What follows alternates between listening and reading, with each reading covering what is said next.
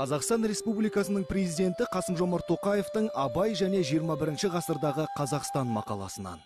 Біз ұлттық сананы жаңғыртамыз және бәсекеге қабілетті ұлт қалыптастырамыз десек, Абайдың шығармаларын мұқият оқуымыз керек. Өз заманның ғана емес, қазіргі қоғамның да бейнесін танытқан Абай елдік мұраттың айнымас темірқазығы.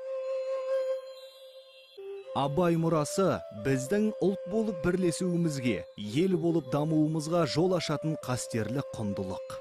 Ғұлама Абай қазақ топырағынан шыққан әлемдік деңгейдегі кемеңгер. Ол күллі адамзат баласына ақыл ойдың жемісін сыйлады. Келер ұрпақ Абайдың сара жолын жалғауы тиіс.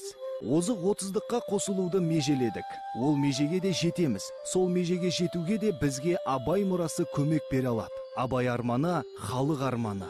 Халық арманы мен аманатын орындау жолында аянбағанымыз абзал. Абайдың өсиет өнегесі 21 ғасырдағы жаңа Қазақстанда осындай биіктерге жетелейді.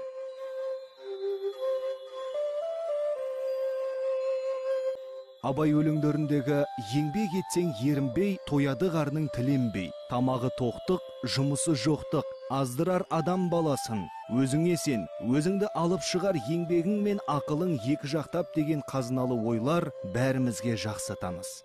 Әр адам осы түйінді тұжырымдаманы санасына берік тоқып, өзінің тынымсыз, адал еңбегімен айналасына үлгі болуы керек.